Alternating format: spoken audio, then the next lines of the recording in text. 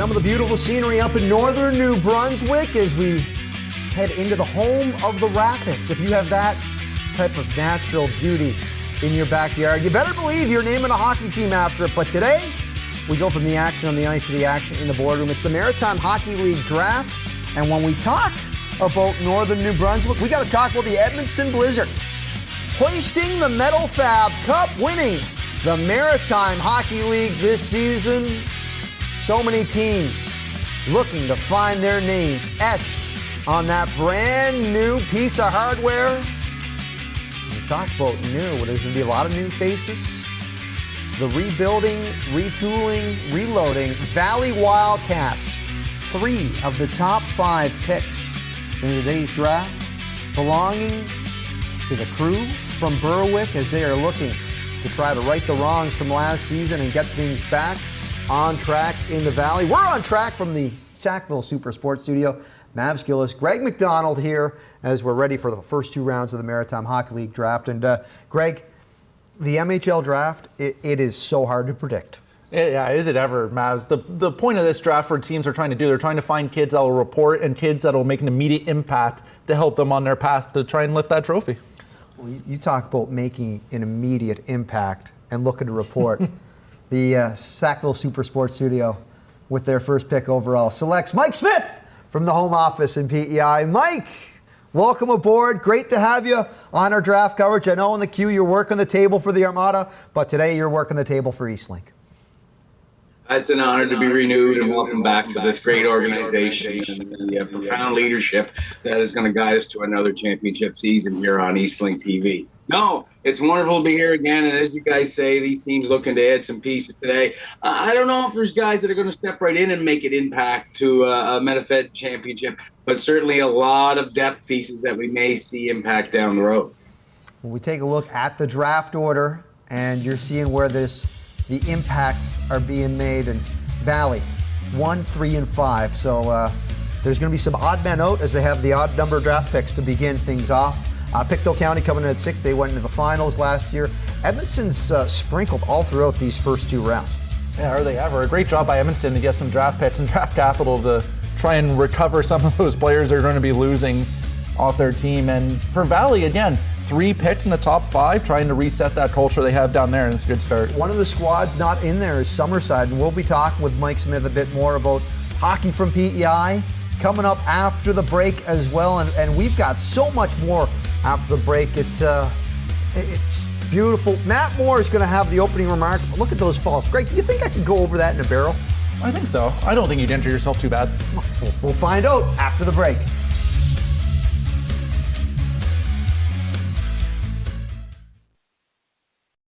You're watching the best source for local sports, Eastlink Community TV. Please visit eastlink.ca/local sports for our full schedule. Looking for the best deal on mobile? Choose EasyTap Flex with Eastlink.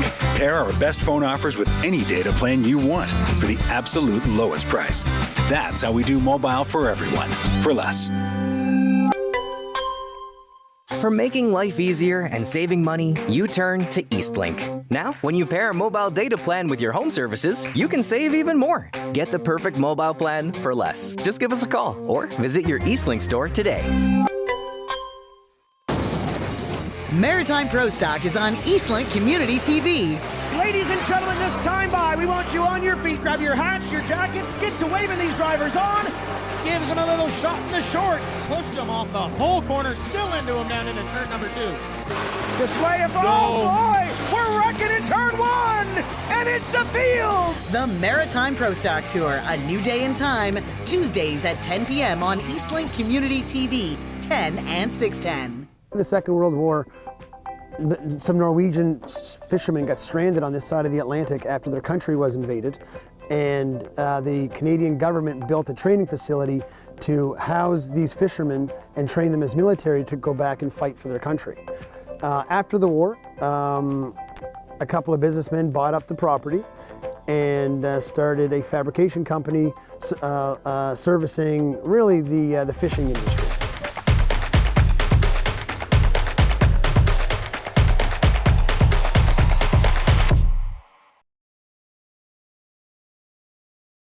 June is National Indigenous History Month, a time to recognize and celebrate the rich history, heritage, and resilience of Indigenous peoples, including First Nations, Inuit, and Métis communities. So after the break, Smitty, our educator of the bunch, he crunched the numbers doing some physics class and told me that there's no way he would survive in a barrel going over those falls and crashing into the water, which actually leads me to wonder what would have happened to Harrison Ford in the fugitive. But speaking of jumping head in, Matt Moore, the new commissioner of the Maritime Hockey League, it is his first year in that role, and he's going to give us opening remarks to kick things off here for the MHL Draft. Thanks, Mav. The Maritime Hockey League is excited to partner with Eastlink Community TV to extend this broadcast across all corners of the Maritimes. Thank you to the Grand Falls Rapids for hosting an incredible weekend, and welcome to the Chaleur Lightning as in your first inaugural season and first official player draft. Congratulations to the Edmundston Blizzard and your championship for the Metal Fav Cup. Good luck to all teams and players. Let's officially open the Valley Wildcats with the first overall selection. You are on the clock. All right, and we have the Valley Wildcats ready for pick 1, 3, and 5, but they start off with number 1. And gentlemen, it was a rough season for the Valley Wildcats. We saw them quite a bit in the first half of our year. What do you think this is a team that, what do they need? To be frank, they need a lot. They need almost everything to reset and retool. But again, for Valley, they named a new coaching staff. They have new people in place. They have these draft picks they're hoping to hit on. So they're trying to reset things and go into a brighter future in Valley hockey. Smitty, when you're looking at this roster, you're looking at this team, what jumps off the page as you for the immediate need? Well, when you look at the last 2 years' goal differential, you have minus 138, minus 140. So you can look at that two ways. There's not a lot of firepower up front, or they're having some trouble in the back end. And I think it's a team that defensively you got to build from the net out. It's been a struggle for Valley, but again, a lot of good selections today. Maybe not so much in the way of guys that are going to jump right in next season and make a big impact, but you know we'll talk about the Territorial picks later, and they've added a great defensive pick in Jacob Seaman there. But I think in all areas, Tucker Flanagan, Kevin Ryan, and staff are going to look to add on to the Wildcats and get them going in the other direction finally. Yeah, we've seen them have success a couple of years ago where they were in the playoffs and did win a round, but it has been one of those things where it just seems like it's been the wheels spinning in mud to try to get this franchise moving forward. Yeah, and again, for the Valley, they do have a bright future of kids coming up through the Valley. We know they love keeping their local kids down in the Valley. You heard Smitty there talk about Jacob Seaman. They have a lot of players coming up soon. They're going to be playing U18 this year. Morgan Fleming, Aaron Meaden, Braden Kerrigan, that they're hoping will stay around and play on their team. But for this year, again, getting bodies that will make an impact in the form of, again, you're trying to retool, you're trying to reassess, and just change the culture down there in the Valley. Let's see, we've got them 3 times in the top 5. While we're waiting for their pick, guys, who are some of the names that you're expecting to hear today? I'll start off with start with you, Smitty. Who are you hearing kind of as potentials in this first and second round? Well, I think they're looking to add some score punch up front, what I'm hearing. And there's great choices all around from all 4 Atlantic Canadian provinces here. Maybe we'll see here some names of some guys who went in the Quebec League Draft. And as always in the MHL Draft, there's always those guys that have maybe kind of flown under the radar. And you guys alluded to it in the opening. It's very tough in this draft because you want to predict a player that is going to be able to play in your lineup, well, possibly next year or within 2 or 3 seasons' time. And you don't want that guy that's going to be a one and done and gone on to major junior. So there's a lot of digging and analysis and kind of prognosticating into the future what you're going to have if you're any of the MHL teams. Okay, and from what I understand, the Valley Wildcats, they are ready and they are at the podium. Let's go to Grand Falls. Good evening, gentlemen. How are you? Good morning, gentlemen. How are you? We're fantastic. How are you doing? Great, all together. Good. Yeah. So, with our first pick, the Valley Wildcats are proud to select from the East Coast Blizzard, Ethan Jones. Ethan Jones. Okay, so young man, right winger, and we see some of the clips here for Ethan. And I believe a teammate of Ben Vitch, who was the first Atlantic Canadian taken this year in the draft. Yeah, he has a lot of time, played with Ben Vitch in a high-performance program out in Newfoundland. But what a few weeks here for Newfoundland hockey. A great QMJHL draft, now the first overall pick here in the MHL draft. Ethan is a very slick player with the puck on his stick. Very good off the rush, as you see in these clips here, distributing pucks. Very good skater with the puck on his stick. And in a few years' time, as Smitty said, hopefully he can provide some of that much-needed offense to this Valley lineup. Smitty, what do you like with Ethan?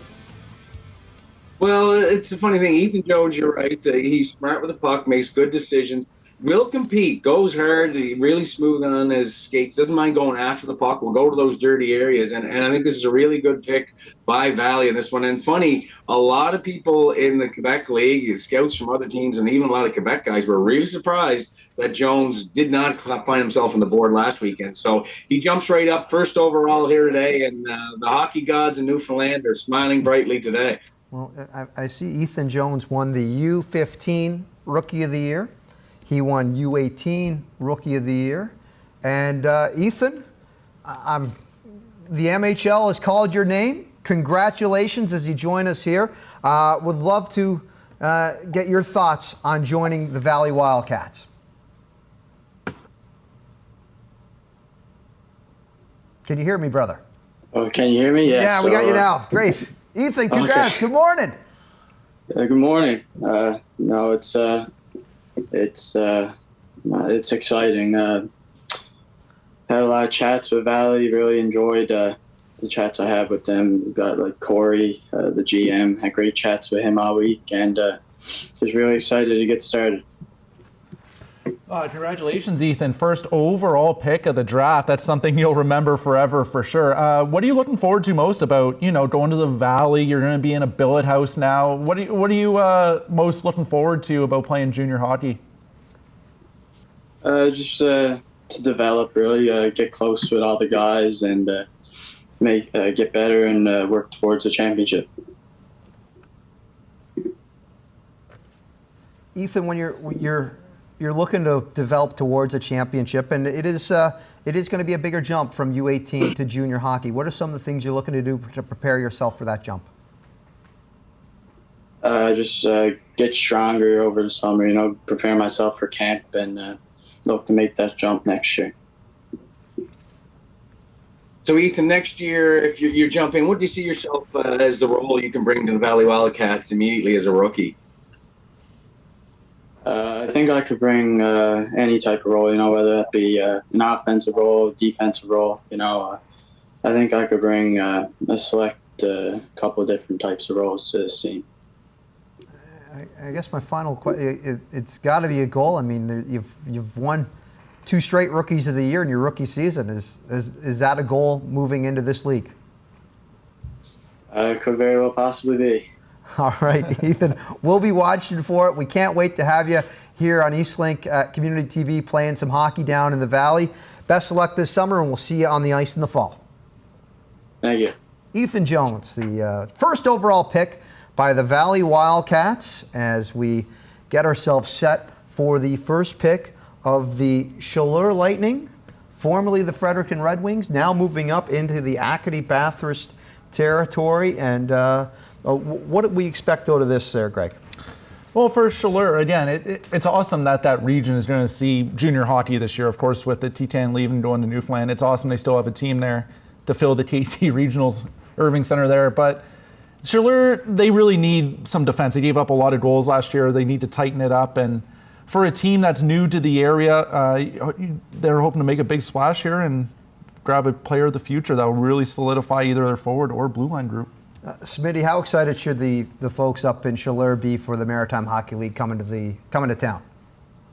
Well, it sounds like initially a lot of excitement after losing their major junior team of several years, and there's a lot of local product available there, a lot of good players in this draft. So I think it's a great outlet for the players in Northern New Brunswick on the east coast of Northern New Brunswick to be able to play at home and be around home. And a tough season last year in Fredericton, but looking to turn around in a new locale. And quickly, I'm thinking maybe guys within the territory maybe on that run. All right, so Lee, let's head back to Grand Falls. Chaleur is ready for the pick. avec notre premier choix au repêchage 2020-2025, the Lightning Chaleur sélection. With our first pick in the 2025 MHL Draft, the Chaleur Lightning select Isaac Berube.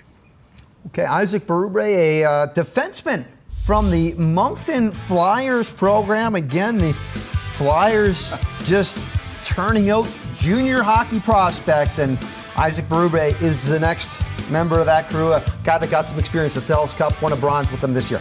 Yes, absolutely. And if you want to further your hockey career, you play for the Moncton Flyers. As you say, year after year, we mention their name in all the drafts.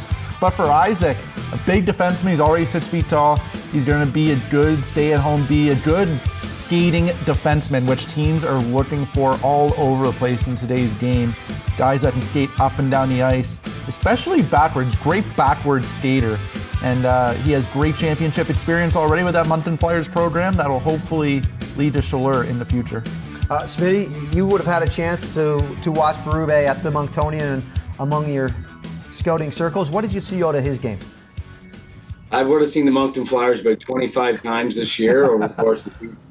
And Berube is a great choice. Not only can he move the puck up the ice, but he's physical, he competes, he plays with an edge. His gap control is outstanding. And he's the kind of guy who kind of flew under the radar a little bit with that Moncton team. And the Moncton Flyers, you're right, you alluded to it, the number one producer of talent to go on to junior A, major junior hockey of any U18 team in Atlantic Canada. Berube is another one of those guys to come out of that program, and he's potentially a guy who has a lot of elements that could jump right into a junior A lineup next season. I know last weekend Shawinigan made a pick of them in the Q draft.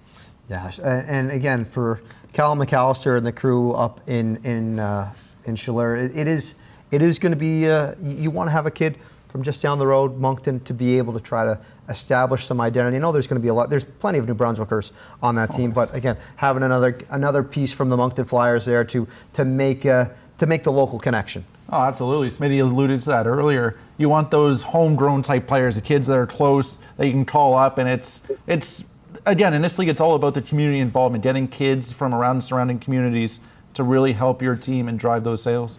All right, so now we have pick number 3 of the draft, the second pick of the day for the Valley Wildcats. Back to Grand Falls, and let's see where the Cats are going to claw.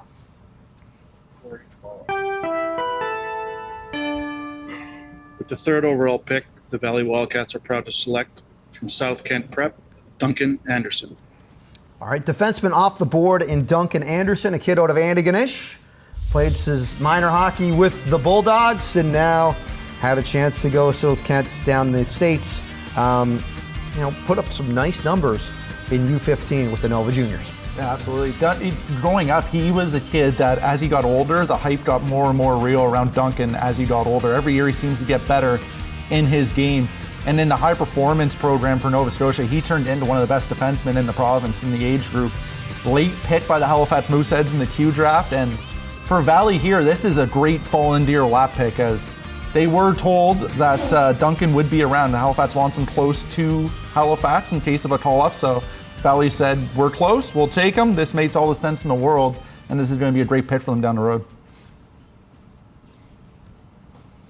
Yeah, Anderson's a really aggressive defense in the back end for sure. Had great year down in the U.S. at South Kent Academy. Almost a point-a-game guy in the back end, which is impressive. And you watch him. He wants the puck. He'll go get it in all areas. Compete battles in his own end. Loves to jump into the rush. Can advance the puck up the ice. And he and Berube a little bit similar there. So interesting that those guys go back-to-back just in their whole style of play, that they're a complete D that don't mind contributing offensively, but they'll take care of business and play aggressively in their own end. And again, you talk about a young man that's in the Moosehead system, so now only an hour away from his major junior program. Oh, and again, we saw that last year with the Valley, whether it be Ryan Fletcher, whether it be Aiden Bent, they're close to the QMJHL team where they put up good numbers down in the Valley and quick call up and make the most of their opportunities. So they're hoping to keep that pipeline going. All right, we now go back to Grand Falls, the hometown team, the Rapids, who just unveiled their new jersey this morning. Now they're unveiling their first pick in today's draft. All right, well, we're our first overall pick, the fourth overall pick in the 2025 MHL Draft. The Grand Falls Rapids are proud to select. It's a local product from the Northwest Bulls, from the Fredericton Caps, like Braden Watson. Braden Watson staying on the west side of New Brunswick as you played his minor hockey with Woodstock Minor Hockey, and guy who's got some Team New Brunswick experience. What do you like with him? I've coached against this kid a lot, and Mathieu Martin making that pick from the Moncton Flyers certainly has seen this kid a lot coaching against him. I've had my coaching battles against Mathieu over the years, but again, for Braden, a kid that puts up a lot of points. He finished 8th in the New Brunswick PEI League this year in points. He puts up a lot of numbers, puts up a lot of penalty minutes too. He plays a very physical game, and again, he has some things to work on. His skating needs a little bit of work, but this is going to be a dynamite pick if his scoring continues in the junior A level. Yeah, you look at Watson, he's that prototypical classic power forward. He loves to be F1, and for those of you who don't know what F1 is, that's the first guy in that forecheck in the corners. He'll grind, he'll pound, he'll dump, bump, and leave a lump for guys on defense in the back end, get that puck and move it around, and very much so. He's a big guy. He's 6'1" now, so he's grown into that body, and I think that skating will come with strength. A pick of the Charlottetown Islanders last weekend, and I think this is a guy, too. He has a lot of physical attributes that could see him jump right in. Yeah, you talk about this, a guy that's 6'1", 194 at 16, and as a pick of the Charlottetown Islanders, there a late pick again. That's if you're getting the nod from the Jim Holton scouting staff, and they want to take a pick on you, that's a nice bit of bona fide to you. Oh, 100%. When you get that nod of approval, that's what almost every hockey player wants around here. But again, it's funny how in this draft a lot of players are selected based on teams that have seen them play a lot throughout the year. You've coached against them, you've coached with them, you're singing their praises, and a good local pick there for Grand Falls. All right, now we have, I see the Valley Wildcats, who are going to getting themselves ready for their final pick. As we talked about, Ethan Jones going at forward, and Duncan Anderson, defenseman, is 1 and 3 there. So they have pick number 5. This is a pick they got from Miramichi. So again, they've been looking to address a lot of stuff we talked about. And speaking of addressing, Smitty, what was that saying you just said? Pump, dump, and give a lump? Dump, pump, and give a lump? And leave a lump. Oh, my. You dump it in the corner, you bump the D off it, and you leave a lump on them. You go hard. I love it. All the years you've been running around the rinks in Atlantic Canada, you never heard that? Come on. That is a first for me, and I cannot wait to hear that on an Islanders broadcast coming up next season. That is, some great Smittyisms as we are set for the Valley Wildcats to take in pick number 5. With the 5th overall selection, the Beige Valley Wildcats are proud to select from Stansted College, Parker Banks. Parker Banks, we see here, Conception Bay, another Newfoundlander off the board. It has been a great day for the folks in Newfoundland. Oh, has it ever? It's been a great few weeks for Newfoundland as Parker Banks, as the Valley is trying to start this Newfoundland to Valley pipeline, it seems, for their future. But again, another Stansted College player off the board, and you want to talk about big power forwards, 6'1", over 200 already, and Valley is getting a player that's going to be tough to play against. When you're a team that's rebuilding and trying to retool, being tough to play against is one of the first things you look for. Yeah, that Stansted program had some very elite players this year. L'Italien, who Halifax fans will get to know well as a graduate of that program, and Banks, a big body presence, put up decent numbers in the program, bit of a sniper, more goals than he has assists. So if you're a team that's starved for offense, which a lot of teams are, but we talked about Valley, Banks is a guy who gives you a shooter who maybe a year or so down the road can hop in and put that puck in the back of the net. And I'm seeing he also had a bit of hockey with the Notre Dame Hounds. So I was just curious and checking the roster to see if he played with the son of, that's the next big thing, if he played with young Mr. Lesnar, but I did not see anything. I'll have to do a deeper dive on that. But we take a look at, again, we talked about Ethan Jones, we talked about Duncan Anderson, we talked about Parker Banks. We'll talk with Corey Mullet right now. And Corey, you have to be very happy with the picks you've made here. What was it about these three that made you go and say these are the cornerstones for our franchise that we're looking to move forward? Yeah, I mean, we did our homework, obviously. All three guys bring a different element to the table. All three things we felt we needed. Ethan, I think he's going to be very hungry after last weekend, and we feel like he can step in and play for us. He's very dynamic. He got some size to him, good skater, good hands, and, great kid. He interviewed very well. We were kind of blown away by a phone call with him. We fell in love with him right away. Parker, big boy, still growing. We suspect he'll be pushing 6'3", 6'4" by the time he comes to us. Playing in a very good program in Stansted. Conversations were very good. Having some size in the next couple of years will be important for us. We don't want to get pushed around. We're here to compete, and he also brings that offensive side as well. And we're excited. And Duncan is one.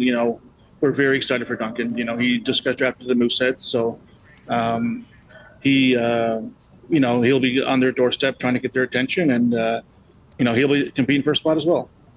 We have very high hopes that he'll be able to crack our roster next year. Another very good interview, great family, very dynamic defenseman, and we're excited for all three. We believe so far a very successful day. Fingers crossed we can say the same in a couple hours.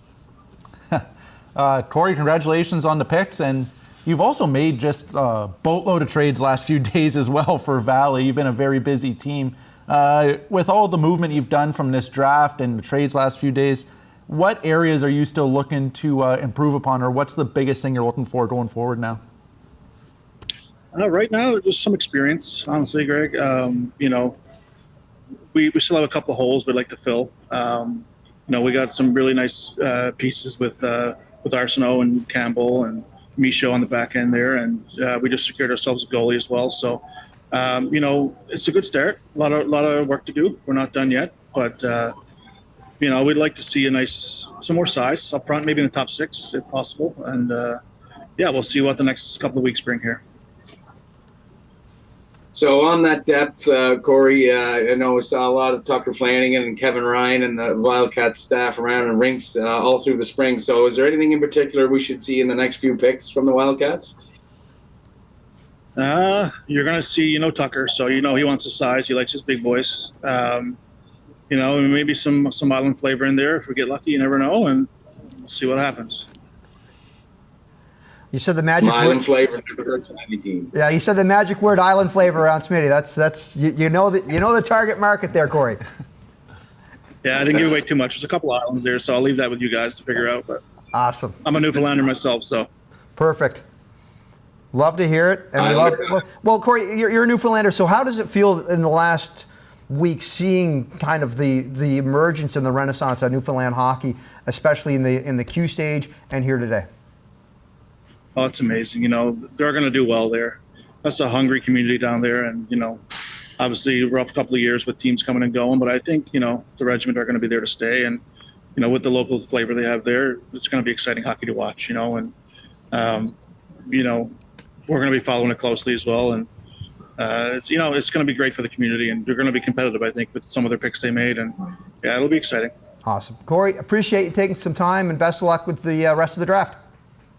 Appreciate it, guys. Thank you. Corey Mullet from the Valley Wildcats. We go from an hour south to an hour and a half north. Pictou County on the board, and they got themselves to the MHL finals. So what do we expect with the Crushers here today? Well, for Pictou, they have two big needs. They need to find a new goaltender, and they need to replace Lucas Canning's 50-plus goals, which is easier said than done. But it's bet to forward to be drafted here by the Pictou Crushers. Smitty, the Pictou really had their chemistry and their core come together in the playoffs this year, especially building from around it. And we've said it a couple times. There's something special going on in Pictou County hockey. What are you seeing out of that area of the province right now?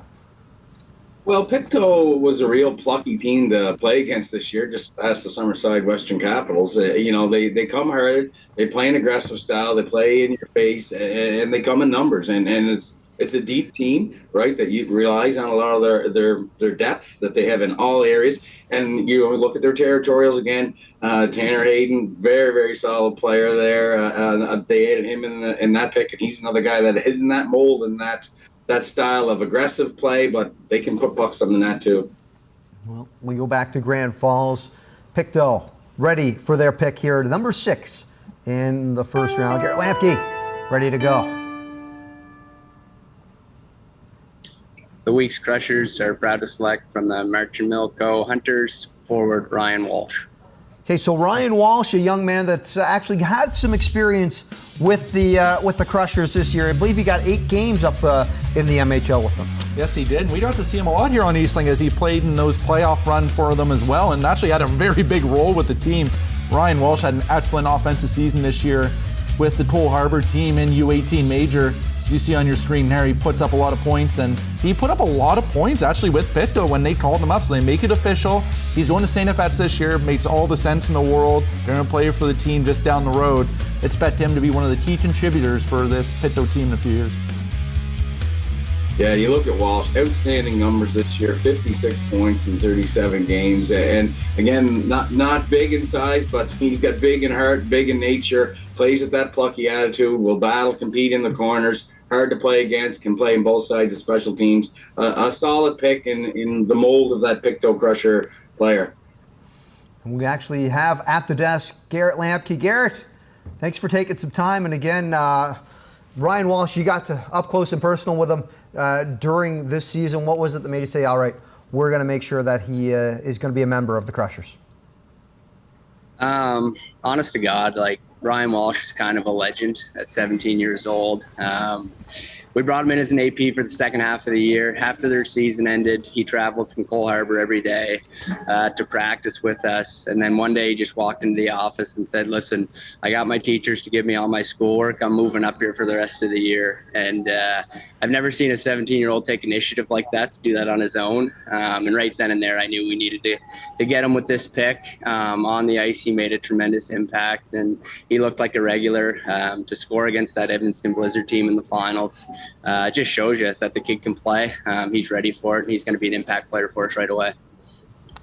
Garrett, congratulations on your season last season. It was awesome to cover your team all the way to the finals there. And again, you spoke about Ryan and not only his on-ice development, but his off-ice as well, and how good of a kid he is and how much of an impact that makes for your team. What are you looking for the rest of the draft as far as needs for your team? Are you looking at anything in particular, or just best player available that you think will fit into your culture?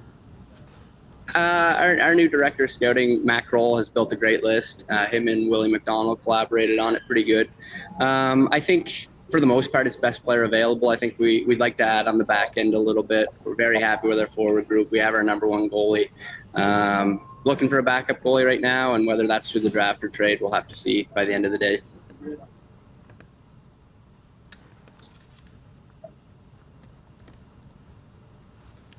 Smitty. Oh, hey, yeah. So when you're looking for players to add there on this one, and we talked about the pluckiness and the hard to play against the Pictou Crushers, what are the attributes that the Crushers are looking for when they go out and select guys, Gary? High character, high compete. I think those are buzzwords probably league-wide, but you saw it when we dialed in as a group last year and played 20 deep with that mindset. We can do special things, and I think it was the second biggest statistical upset, us over Summerside in round one. We're pretty proud of that, and it was just the way we played as a group that led to that win. Garrett, with the group of guys that you had in that locker room last year and the crew that was together, for you to anoint kind of a legend at 17 on a young kid, that is extremely, extremely high praise in that locker room. So we're looking forward to seeing what Ryan Walsh does full time with you. And again, what was the reaction of the team when they were told, hey, Walsh, he's moving to Pictou because he's that committed to this group? Yeah, they loved it. We kind of had the mindset of bring Ryan in as a black ace that would be one of those guys that super confident at 17, and we talk about confidence versus arrogance all the time, and he's a guy that lives his life at 100% confidence and never crosses the line to arrogance. He was the perfect guy to have around the group, and when he got opportunities in games, he was ready for them as well. So it was a perfect fit, both on and off the ice, and the guys loved Ryan, so we're excited to have him. Well, that's great to see. We'll be looking forward to being back at the Welly to cover the games. Best of luck with the rest of the draft. Awesome. Appreciate it, guys. All right, Garrett Lampke there for Pictou as we move ahead to the Campbellton Tigers back in to the Eastlink North. And Smitty, what do you think we're going to have with the Tigers here? Yeah, and I think the upswing is right with Campbellton. They had an off year season before last. This one, they came back around, bounced back with a strong program for a few years, and they look like they're in the upswing. I think they're probably a team that's going to look to add some forward depth. When you look at their 50-man list, there seems to be they're a little old in the tooth, long in the tooth, as you can be in Junior A on that one. So look for them to add some forward depth, I would feel. Well, the Tigers are ready to roar. We're going to go up to Grand Falls for the pick from Campbellton. With the 7th overall pick in the 2025 entry draft from the Northern Moose, Justin Hanscom. All right, sticking in New Brunswick, Northern Moose U18 prospect forward here. And again, you talked about Campbellton looking to add some scoring. What can we say about Justin Hanscom? Justin's a kid that, again, every level he plays at as he's going through his hockey development, he seems to be a good scorer at every level he goes through. He's able to put points on the board, and he's played with a lot of good players on that Moose team coming up, and a lot of people in New Brunswick are really excited about him to take the next step. And again, we see these New Brunswick teams staying in the province, taking the kids that are close to their territory. Yeah, with Hanscom, we talked about Moncton guys. He's a Moncton guy who played in Northern New Brunswick. He's a Riverview guy across from the Muddy Water in Moncton, and grew up there and made the transition to play U18 this year with the Northern Moose. Played a little bit in the shadow of Sylvain Felix Haché, right, offensively, but was very steady in the present. Hanscom was like that middle six guy that came over the boards and added things to it. So much so, again, you referenced it, Charlottetown Islanders, they picked him last weekend, so he's a guy that Jim Holton and company really likes, so a solid pick here by the Tigers. So Watson and Hanscom, two Islanders picks for gone off the board already, and we got ourselves ready because Grand Falls, we talked about Watson, he's Grand Falls on the clock now with pick number 8. They got that pick from the Campbellton Tigers as we're getting ourselves set to see where they go. I said Watson went with Grand Falls earlier today. Braden Watson addressing some of those issues forward. Greg, where do you think we're going to see the Rapids go here? Well, again, you mentioned they already drafted a forward earlier in the draft, and for Grand Falls, they're just trying to stock the cupboards more than anything else at this point of the season. So again, look for another New Brunswick kid, if I had to guess, to stay in the province. And we'll throw up to Grand Falls for Grand Falls. With the 8th overall pick in the MHL Draft, the Grand Falls Rapids are proud to select Gabe Walker from the Fredericton Caps. All right, so they're addressing left side of the defense with Gabriel Walker, and again, staying on the west side of New Brunswick. What do we know about Gabriel Walker? Gabriel Walker, very offensive defenseman, and for this player, when he was in the second year, U15, he was actually a first-team All-Star in the province. So this is a player that knows how to play with the best of the best, been in their high-performance program for a very long time. He actually led all of the 2009 defense and scoring in the New Brunswick PEI League this year. So again, a player that knows how to play both sides of the puck, and one that, again, in a few years, you could see him patrol this blue line and really lead it, for Grand Falls. Yeah, I think you're exactly right on with that one, Greg. When you look at Grand Falls, they're minus 43 and minus 64 the last 2 years. So they need some offense. Their goaltending has been solid and decent, but they need some offense. And the way teams generate offense now is from that back end along that offensive blue line. And Walker is exactly that guy. Loves to move the puck up the ice, loves to get involved, very confident with the puck on the offensive blue line. But I think a little bit unheralded in how he looks after things in front of his own end. He's really good to box guys out and take care of the front of the net. And Walker, a pick of the Newfoundland Regiment. So he's going to be, I'm sure he's really excited to attend camp up in Newfoundland this summer. But this is a guy that he's got a lot of accolades to his name as well. He's was on a Montreal Meltdown All-Star teams. He has some championship experience in U15. He was a U15 first team All-Star. So there's a lot of potential there. There's a lot of raw grit there that we'll see what he can build and as he's emerging into his junior career. Oh, 100%. And I'm glad Smitty brought up the points. He's exactly right where offense is created from nowadays. Coaches and scouts now look for the back end to create a lot of their offense. They're the ones that get first putt touches a lot when you recover putts on regroups or in your D zone. So a great pick there. And hopefully, again, he's one of those offensive D that leads that team to the promised land.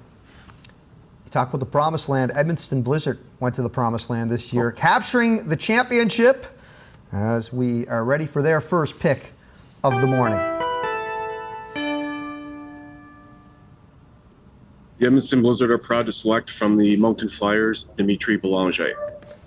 Another member of the Flyers program. Off the board, a kid that had some, part of that TELUS Cup team this year. Coming in with championship experience. What can you say about Dimitri Belanger? Again, first and foremost, you can't speak enough about how much teams value championship pedigree and good development in that Moncton Flyers team. You're seeing the emphasis that teams really put on it. I'd say one of the best assets of his game is definitely his passing. He is a good vision player, and again, not really looked at that often by top-end scouts this year, but a player that, again, you want to know about players that make others around them better. This kid is one of those players. Well, if you look at Belanger, I kind of reference him when I watched the Flyers this year. He's that prototypical classic Moncton Flyers winger. If you've seen them over the years, Pino, Summers, all these guys, Bork, they just go up and down the wing. They grind it out. They battle. They compete for pucks. They're hard in the corners. They're hard along the wall. And they'll do it in both ends, and they'll wear you down. They just keep coming and coming. They've been coached to play a disciplined game in their positioning, in their puck control, not to turn puck overs. And to me, Belanger is that. He does a nice job. He sees the ice well, and he moves the puck and distributes it well to his line mates. And a solid guy that I think is that kind of guy that's going to have a good career, a very good career in the MHL. And again, going to a program that just came off winning a title as well. So you're going from the Moncton Flyers, where you win Atlantics, to a team that, for all intents and purposes, won Atlantics. Easy pipeline there for the kid. Yeah.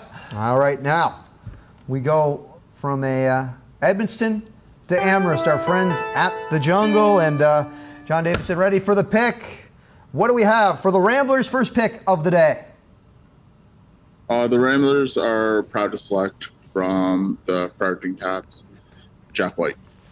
Jack White, the Seven Nation Army is Jack White, ready to go. Fredericton Caps kid, played Team New Brunswick in the Quebec Challenge. What have you seen out of Jack White's game? I like Jack White's defending abilities. We see here, we're seeing his offensive prowess on display. I like his gap control. I like his one-on-one play. For defense at this age, a lot of them really struggle with their gap control. He's very good at staying close to forwards, getting stick on puck, breaking plays up. One of those defensemen that can contribute in the offensive zone, but you also don't have to worry about him defending other teams' best players. I'll tell you this, if you like old school, tough defensive hockey, and you like watching guys that like to punish guys and hit them hard, which is hard to come by today, Jack White's your man. He's one of the most physical D there was in U18. Missed a lot of time with an injury this year, about 10 weeks. So that's why he kind of fell off a few radars like that. Had a chance to talk to him a month or so ago. Very good kid, character kid, and I think this is a good pick by Amherst. This is a bit of old school D that will make it not fun to be in front of the net or in the corners. And this is the kind of guy that F1s are going to have a hard time dumping, bumping, and leaving lumps against, because this guy loves to leave the lumps on people. You talk about an old school defenseman or an old school building with the Amherst Ramblers. Smitty, when you were saying that that's something that's hard to find, what is it that you see that is making it tougher to find that style of old school hockey in today's game?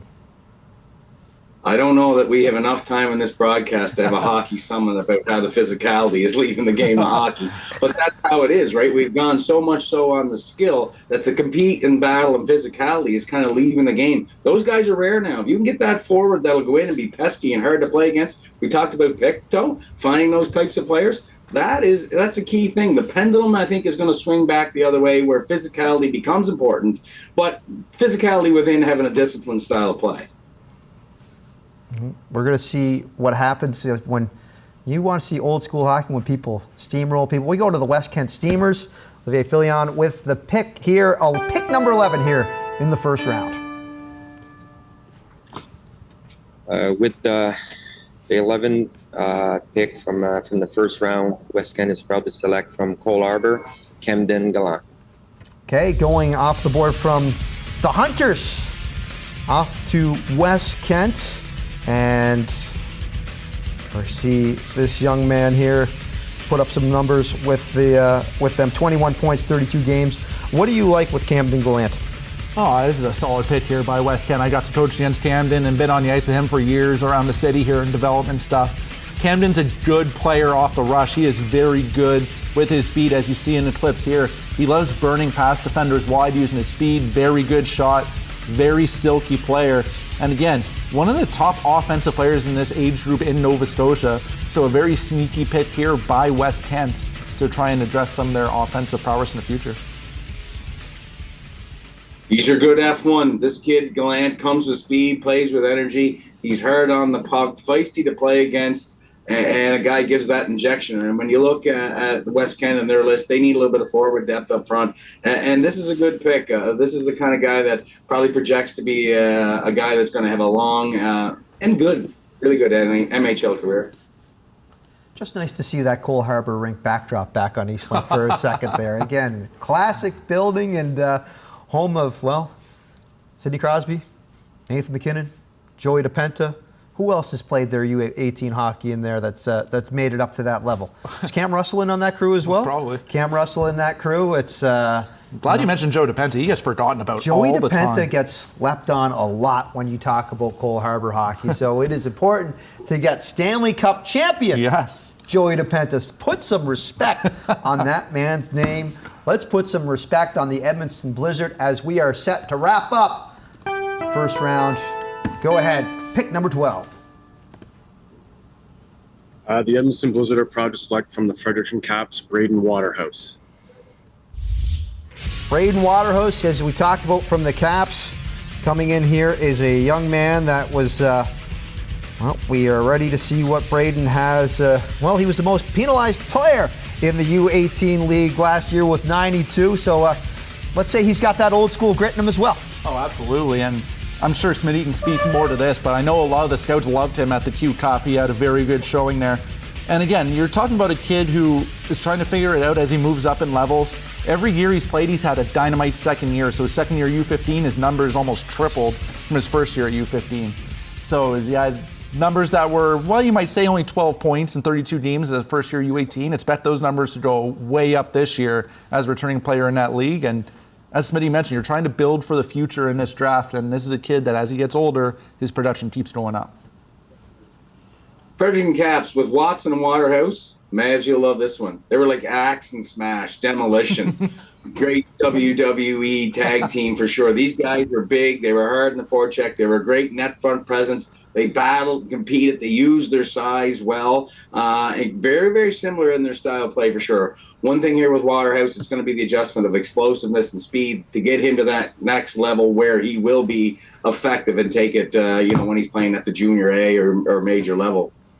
You talk about Axe and Smash. Well, there was a third member of Demolition named Crush for a little bit there, and it's safe to say we just crushed that first round. We're going to have the second round of the MHL Draft coming up after the break. Stick with us. You're watching the Maritime Hockey League Draft's first and second round coverage here on Eastlink Community TV. 12 names down, 12 to go from Grand Falls, live on a Saturday morning.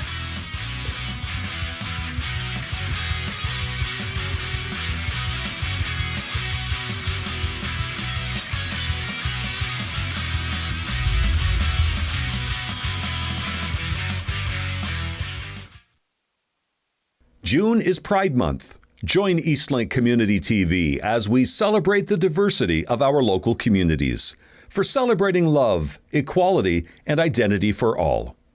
I am the stranger. Join us as we celebrate National Indigenous Peoples Day with a special program lineup. Whenever you have a dream that's like a vision almost, I had one of these at one point in my life.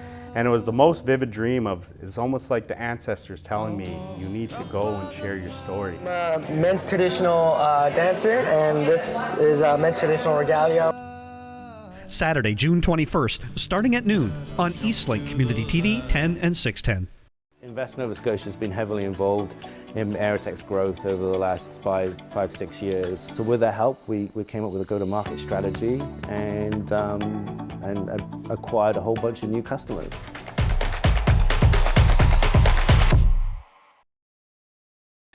What is it?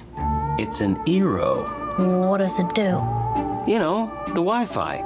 They guarantee the Wi-Fi will work all over the house. Who's they?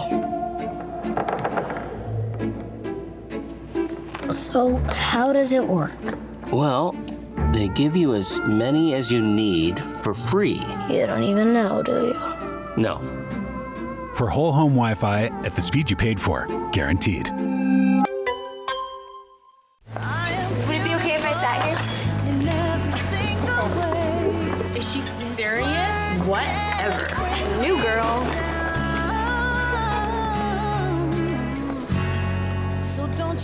Reaching out. Pass it on. From the Foundation for a Better Life. For advertising opportunities on Eastlink Community TV, please email eastlinkTVads@eastlink.ca.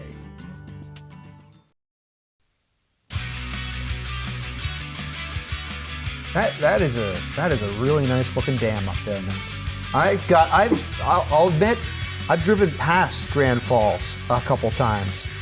These shots here are making me want to pull off the highway and explore a bit. I know Corey McGraw, who's operating our jib camera, was remarking about some of the shots that we've seen from Grand Falls over the last couple days, that he's looking to add that onto the tour. Smitty, you been to Grand Falls? You know what? I've like you. I've driven by more than I've driven in, but I stopped there for a little fuel restop last year, and those falls are pretty majestic to look at for sure. It's that classic maritime kind of community, small town, neat looking little town where I think everyone seems to know everybody, and yeah, neat spot. Well, before we get into the second round, we have the territorial picks, and you talk about being small towns and hometowns. These kids are going to be staying closer to home for their MHL career. What do you expect to know to these picks? What's jumping off the board, Greg?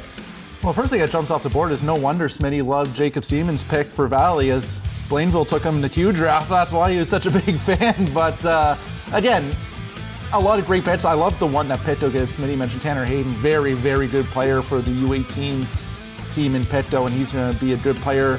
We know how Pictou loves those local kids to stay close to home. Smitty, of the territorial picks, there's a Blainville pick in there, so we know you like him. Oh yeah, we already mentioned it. It's not just because he's a Blainville pick. Jacob Seaman's another guy similar to White. You know, went through an injury, missed a great deal of time in the season, and maybe flew under the radar with guys. But a guy that is really smart with the puck, can play defensively, can sneakily contribute offensively for sure, and we feel maybe can step right into that Valley lineup next year with them. So yeah, I like him for sure, but I'm a big fan of Hayden. I watched him all year, and every time I saw him, I like the energy he brings, and he scores and he drives guys crazy in the other team. He's just that's the kind of player I like. That energy guy, competes, battles, is smart, is a team first kind of guy, and I really like Hayden. We get ourselves set for the second round. West Kent to kick things off. We've got the Mariners in this round as well, and a couple more squads, but the Steamers ready to go. From the St. John Vito's, Elliot Tozer. Which Pamses stand up? First pick of the second round. Elliot Tozer going from the Vito's, first time we had a Vito today. What do you like with Elliot's game? Well, and again, we're starting to see a little bit of a trend here as far as players go, and Smitty's alluded to it a few times.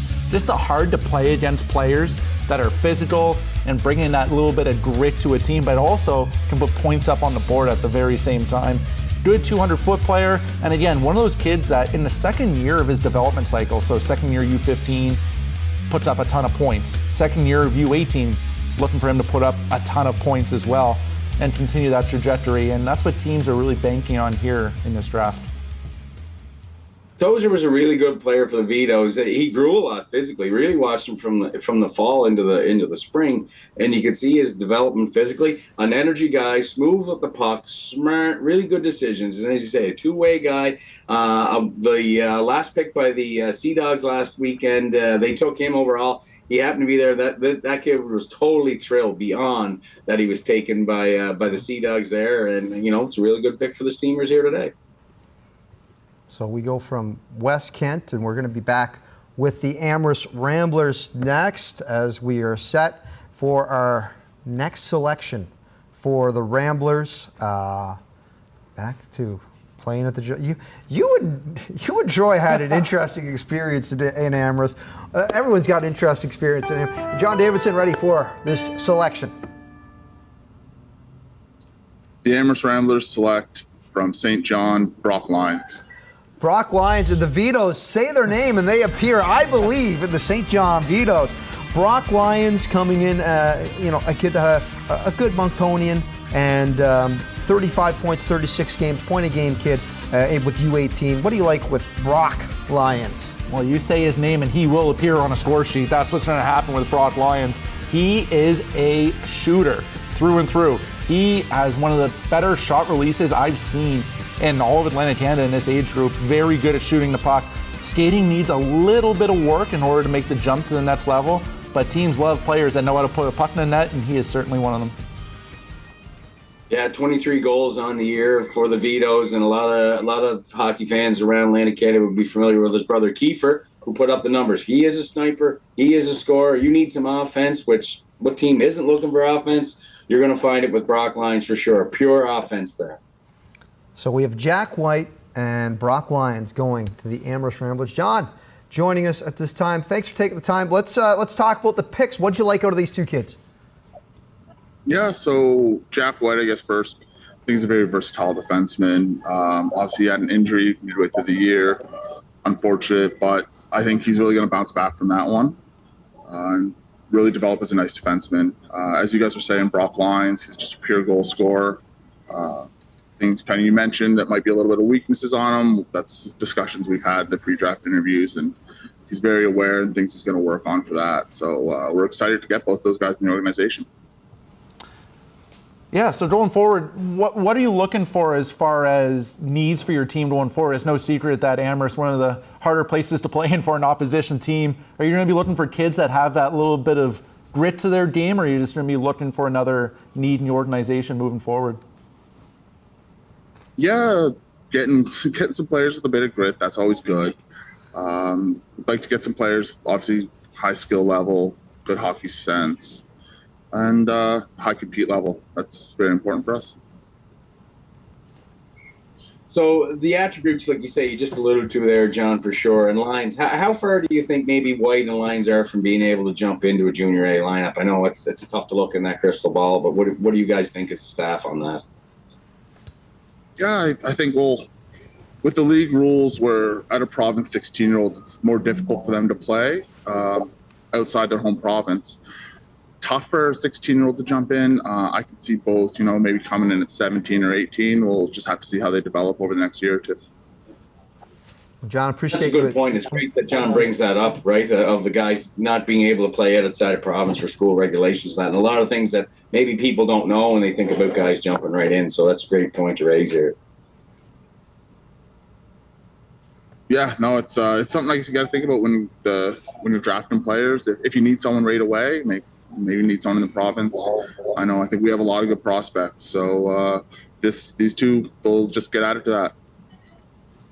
John, can't wait to see you back in Amherst. Best of luck with the rest of the draft. I know you've got one more pick coming up here, 22nd in this second round in our coverage. So we'll see you back on the stage in about 10. Yeah, see you in a little bit. All right. John Davidson joining us here in the Amherst Ramblers. Yeah, you and Smitty, I know you and Chris had some experiences at the Fred Page Cup. Greg and Troy had they were fearing for their life calling a game in Amherst.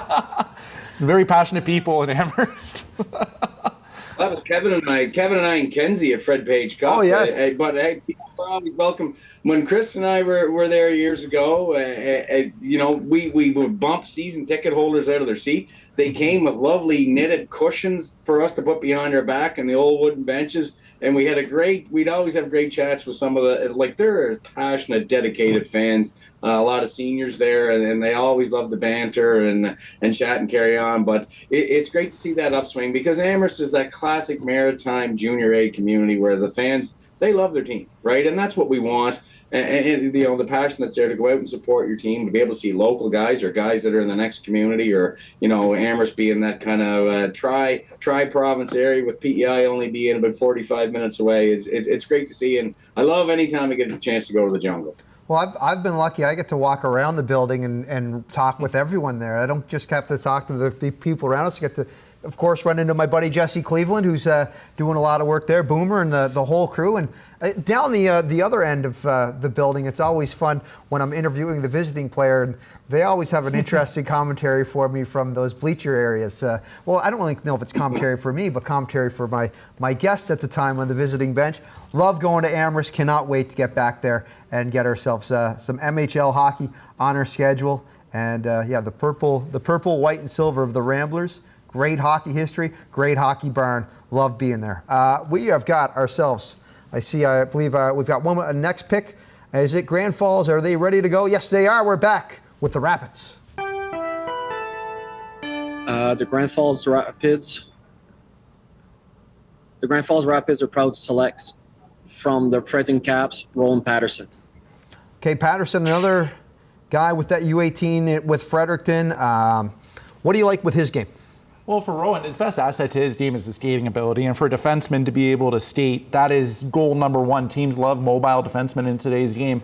And Mathieu Martin wasted no time making his pick and getting him on the team. A player that he would know very well through the high performance program with New Brunswick, having him over the years, so very familiar with his game and very comfortable bringing him into the organization.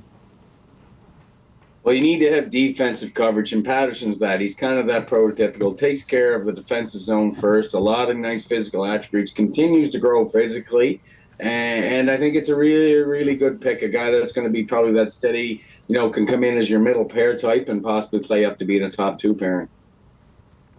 So Patterson off to Grand Falls. As, again, they stay west side New Brunswick. And it's interesting you do bring up that those school regulations. So, Smitty, could you give us a rundown? They have to be in the province until they're what age? You have to be in your home province till you're at least 17 years old, right? So let's say those grade 10 students, they can't be at a province unless it's for school purposes. And people wonder about that. So it's a junior A thing. If you're going away to school, you're playing a prep school, let's say you're going to Rothsay or you're going to King's Edge Hill or you're going to the Mount or you're going to Stansted, Notre Dame, wherever, that's okay to play at a province. You don't need to get that release. But if it's not a school hockey program, then you can't move out of your province at 16 years old to play. Unless now we get into all the Normans and the Veaches and all these guys, right? And, then there's a whole thing of guardianship or they're associated with the school and the program. There's, anyone with an Irwin R. Shyster kind of representative may be able to, and I'm referencing the former lawyer and WWE. Well, hold on. Right? Maybe wait a minute. Smitty, he was an accountant, not a lawyer. He was an accountant, not a lawyer. I don't think they've ever had a lawyer gimmick. Clarence Mason was but he was a manager. Anyways, we're not going to go deep into early 90s, late 80s WWF. We can't go in that rabbit hole. We don't have all day. I'll tell you what, though. Yarmouth is looking to get themselves back into the playoff picture. Laurie Barron at the stage. Laurie, pick number 16. The floor is yours. Thank you, gentlemen. Yarmouth's proud to select from the East Coast Blizzard, Benjamin Yabsley. All right, from Newfoundland, St. John's, and again, the Blizzard coming away with the NLU 18 championship last year. What do you like with his game? When we talk about coaches' players, this is one kid that you would say is a coach's player. Coaches love players that when you put them on the ice, you know exactly what you're going to get out of them every single time they go on the ice. There's no question. You're going to get work ethic. You're going to get good help in your own zone. You're going to get a kid that's going to chip in offensively. He is on an absolute heater in his development. In the playoffs this year, his numbers were outstanding. Over a point a game in the playoffs for the Blizzard. This is a kid that, again, is on the right trajectory, and we know Yarmouth loves taking those Newfoundland players over the years. Yeah, Yarmouth's had good success. You know what? I absolutely love this pick. Anytime I saw East Coast Blizzard this year, and between Moncton and Ice Jam and Atlantics here in Kensington, Ben Yabsley is always around the puck. The puck always finds him. He's a puck magnet, this guy, and he's sneaky, right? The explosiveness needs to come in his skating. That kind of played in the shadow of Jones and Connor and those Tonners, those guys on that Blizzard team. But I really like Yabsley. Had a chance to talk to him a month or so ago in prep for the Q Draft. Really good kid, solid kid, and I think this is a really good pick. I'm shocked that he wasn't selected last weekend in the Q Draft because there's a lot of sneaky attributes, and I think Laurie Barron, Keegan Watt, and company down there in Yarmouth have got this one right. So we'll have Yarmouth again, I believe, pick 20, and they're going to wrap up our coverage at pick 24. Of course, card subject to change because you never know what the wheeling and dealing is going on. If Smitty was giving us the word that there was a general manager walking around at the Q draft last week to about 17 different tables. He was making stops like it was a buffet. He might have been trying to make a trade with his own table. He got that this area. He was going to the step. Anyway, shall remain nameless. I do have to say I appreciate the Erwin R. Scheister reference here on a Saturday morning. That's good to see. Now I just have the image in my head of Erwin R. Scheister actually representing junior hockey kids and going into general managers and coach's office to kind of see if he can get his client time on the PP. No comment. No comment. You don't think he's threatening to hit with the briefcase? Do that old gimmick? Family advisors. Family advisors. Thank you. It took the words out of my mouth there. So far, we are 16 picks down. We've got a couple picks left. What's been something you've been noticing here in the draft there? It's the continuation of the Newfoundland players. They keep going, and it's been a great year here for Newfoundland players in the Q draft and the MHL draft. We're seeing a lot of teams take players, again, close to their own home, close to not only in province, but close areas within their own province. And as Smitty mentioned, expect these players in a few years to crack these lineups. Smitty, yourself. Well, yeah, I'd like to echo that what Greg's saying, that, a bit of a Newfoundland revival, maybe, or, that things are kind of revitalizing that. But things would project that we're going to see some good draft classes both for the junior A and the major level at a Newfoundland the next couple of years. The 2010s come around next year, and I think it's a strong crop. New Brunswick has a strong crop. Newfoundland has a strong crop coming through next year. So, and with the return of major junior hockey to Newfoundland, that's big. We saw Corey from Valley alluded to that earlier, that the regiment are a big impact. And, it's unfortunate. It'd be great, but the costs are so much if there could be a junior A team. People have been asking that for years. Those players at U18, when they move on, they could have something. But we know that's economically would be quite a challenge. Right now we are pick 17, Blizzard, defending Metal Fab Cup champions. They are at the podium, ready to go. The Edmundston Blizzard are proud to select from Bishop's College, Xavier Cormier. From Dieppe, Xavier is sticking around. And off to Edmundston. That's another Moncton kid going towards the Blizzard up that way. What can you tell me about this young man? Well, again, for a team that needs to recoup some of the defense that they are losing this year after having a very, very good blue line last year, this is a kid that, again, when you're looking to solidify a blue line, a kid that can play in all assets of the game, kid that can play offense, kid that can move a puck, kid that can also defend in his own zone, which a lot of defensemen nowadays are seeing the Cale Makar type and the Quinn Hughes, Lane Hudson prototypes.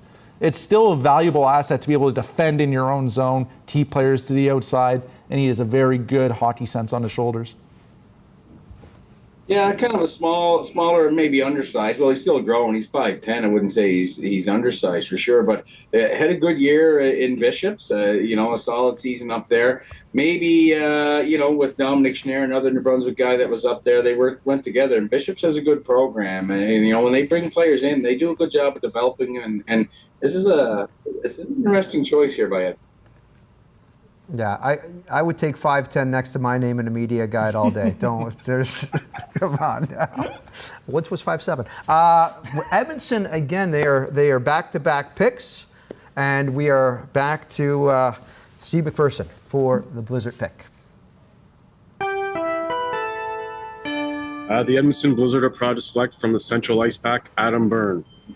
Okay, Adam Byrne going off the board for the Blizzard, and Steve, I believe you're gonna stick with us. First, I'll ask Greg, what do you like with Mr. Byrne? Well, for Mr. Byrne, again, it's his playoff performance. I think coaches and scouts and GMs put a lot of emphasis on playoff performance, how they perform at the end of the year. Again, seem to get hot in the playoffs, 9 points in 6 games. So one of those players that when crunch time comes, he's able to make the most impact. Busy morning for you. Yeah. Oh, sorry, Smitty, go ahead. No, I was just going to say, Byrne, again, not the biggest in stature and size, but a guy who's grown, but his numbers really jump off the page. He puts up big numbers for sure. Another guy that's a bit of that sniper will put the puck in the back of the net, and Greg said his playoff numbers, and that's what we're looking for, those guys that show up in the playoffs. Byrne had, 9 points in 6 games or something like that this year for Central Ice Pack. First off, Steve, congratulations on capturing the championship this year. Would love to get into your draft selections. What have you liked out of the kids you picked today? I just all the guys that we're picking, we've seen them a bunch of times this year, and on top of being good players, they're all good people as well, and that's kind of one of the things that we try to do with the organization is make sure we're getting good kids as well as good players. So we're pretty happy with our first 4 selections so far. You mentioned good people as well as when you're looking at prospects. You also recently just named new head coach there, Michael Ward. What have you liked about him in making a seamless transition from being an assistant to the head coach? Yeah, I mean, Mike was with us last year, obviously, so he knows what we're all about, what our team's about, what our players are about, how we try to, how we run our team and stuff like that. So, and Mike's got a really good hockey resume. He's been a captain at every level he's played in major, junior, and university. So, kind of the same thing where he's got, he's kind of what we're looking for in players and coaches as well. So. Going to ask you right up front, Steve, you got all the horses in place to go for the repeat? That's the plan. So, I mean, every year we try to win. So, we have, some of our top scorers are back from last year. I think, trying to get some free agents, that's kind of where we need to work on a few things. But I think we have about 8 forwards and 4 defensemen returning. So, we're right there and, ready to try to do it again. So. Well, you certainly get your tickets early if you're a Blizzard fan. Yeah, get the tickets. What a chance to go to the Centennial Cup. What was it that you saw at that level that you need to see from the Blizzard to compete if there's another shot back at Nationals? Yeah, I think at the Centennial, I think the speed of the game was just a notch higher. The depth, we need to make sure that we have good depth, all 4 lines going, all 6 or 7 defensemen and both goalies. And, I guess that was it, the speed of the Centennial Cup and the teams there. It was just, there was no, you can't take any shifts off because if you take any shifts off, you're going to get scored on. So.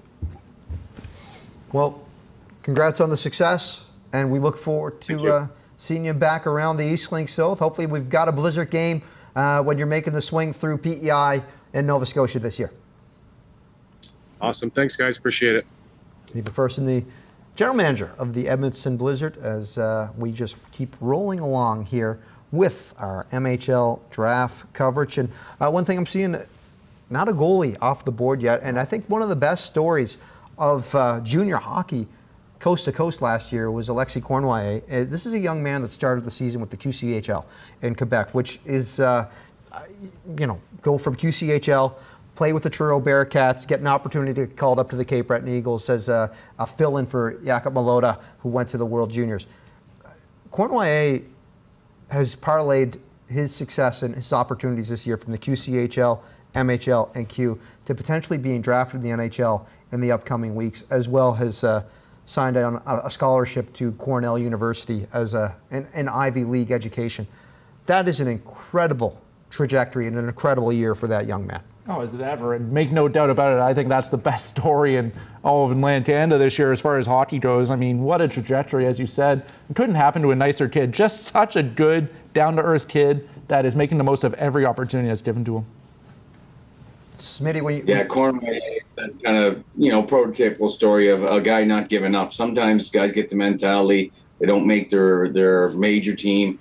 They're going to junior A and that's where they'll stay. That's not the case. And we heard the story and, Eastlink did a good job of the coverage on that he was determined to go as far as he could and the opportunities are there. And that's a great message and an inspiration for a lot of players too, right? That keep putting the work in and there's always guys looking for you and watching you and that opportunity to be there and make the most of it.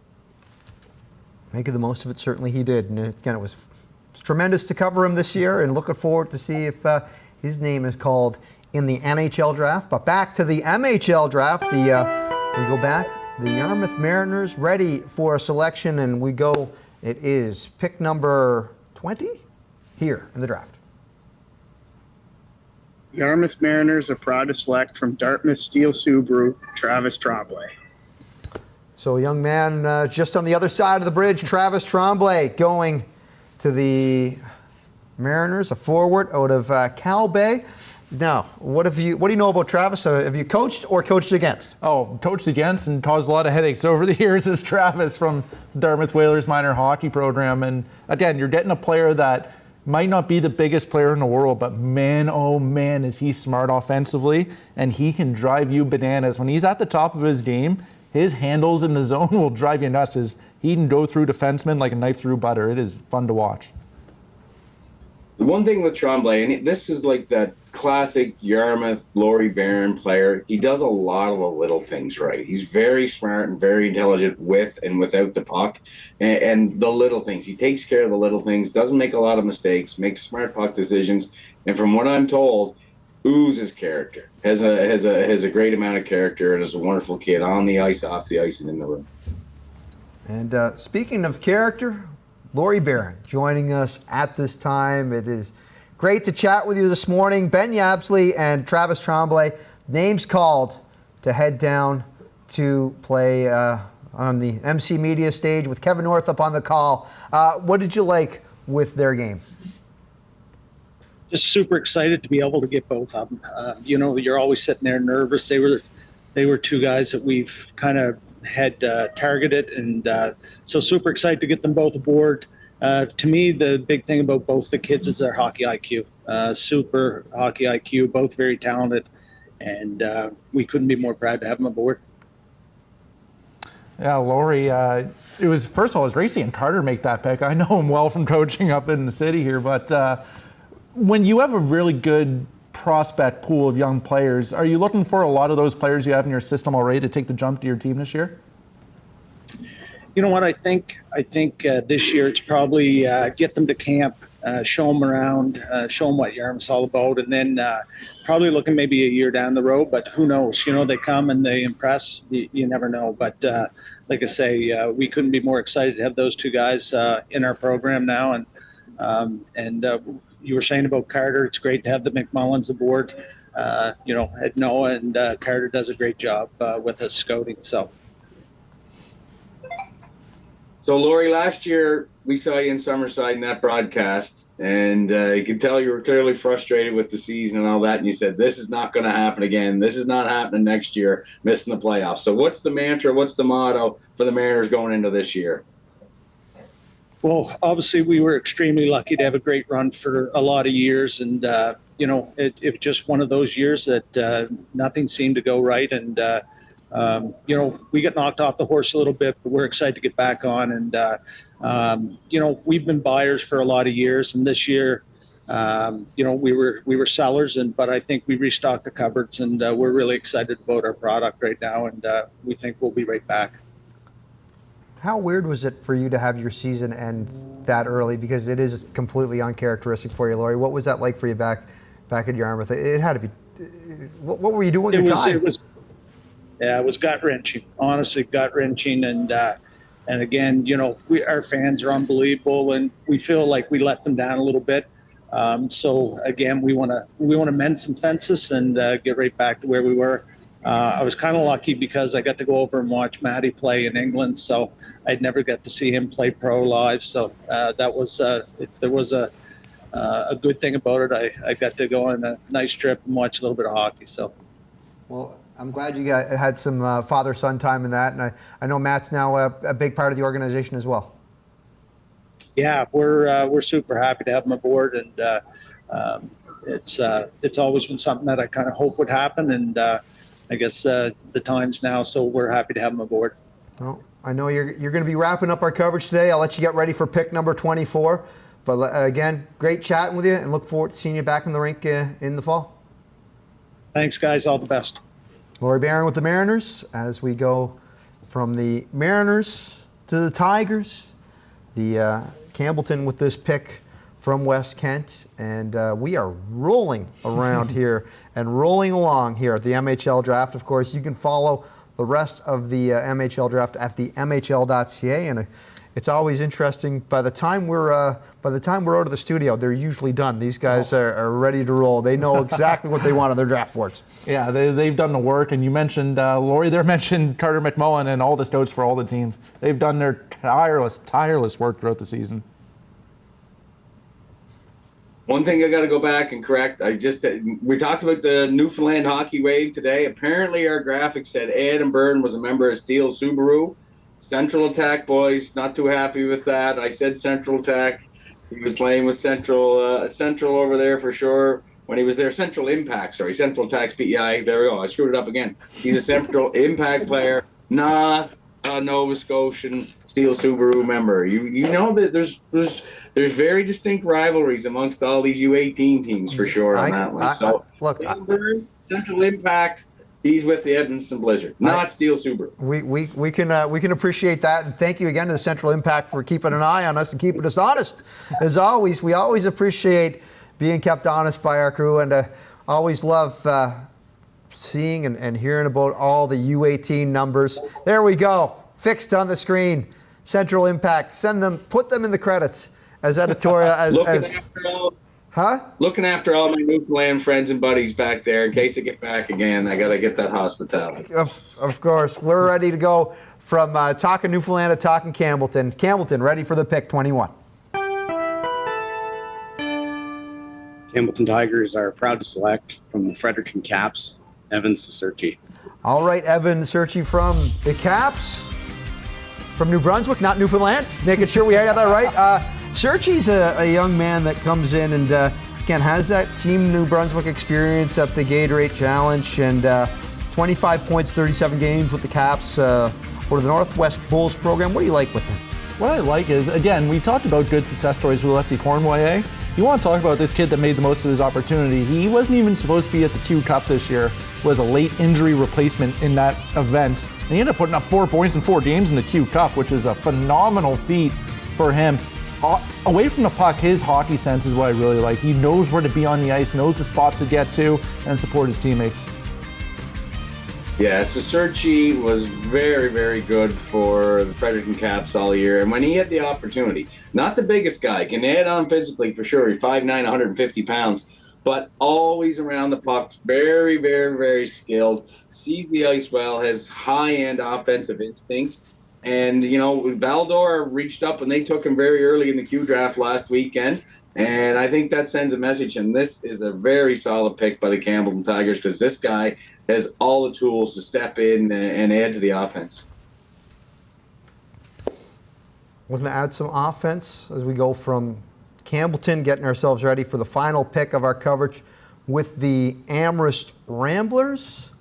And ready to see if we're ready there. Just pop it in.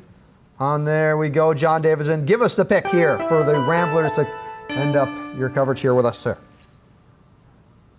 The Amherst Ramblers select from the Newfoundland Regiment, Ty Pettigrew. Okay, so Ty Pettigrew, this is our first selection out of the Q from the regiment. He's played 2 years with the T10 from Acadie Bathurst and looking to have Ty Pettigrew join the Ramblers next season. Yeah, and there's been a lot of teams inquiring about Ty Pettigrew. A lot of coaches and scouts I've talked to were asking about him and asking if he was available for this draft. And a player that hasn't found his way up the lineup in Major Junior in Bathurst. He's a very skilled player and just hasn't found his way into that top 6 area. And coming down to this level here, he would certainly be a go-to player.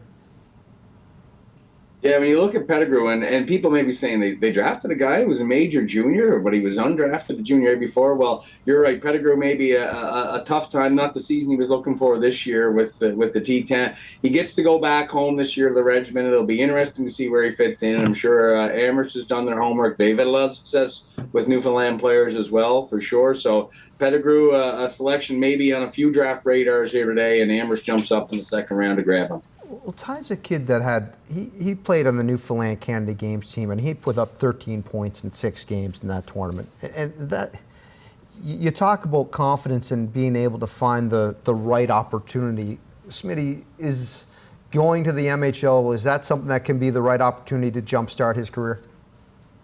Well, it could be a confidence booster there for sure. If that's the case where he is, and I don't know where he fits in Gordie Dwyer's lineup with the regiment, but that's of a player who has had, you see that as the player who's had a lot of offensive success at the U18. In this case, he played at Bishop Kearney in the U.S., before he was drafted in the Q. But where's that adjustment to find your role? You might be an offensive player at U15, U13, whatever. We hear it all the time about the numbers these kids are putting up at the Pee Wee and band. I'm sorry to offend anyone by using those old terms. But where does that translate at U18 and junior? You have to adapt your role. Maybe you're a scorer. Can you be that checker? Can you be a penalty killer and just a face-off guy in that role? Where does that adapt? And sometimes that is a very hard adjustment for kids to make at the major and the junior A level for sure. And maybe they go back, take a step back and find their confidence again and pick their game up and develop it other ways.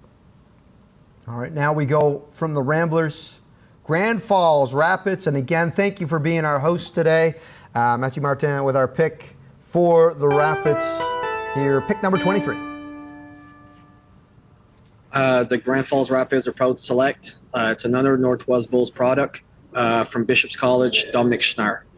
Okay, so a prep school kid coming from Bishop's College, Dominic Schnarr. What do you know with this young man?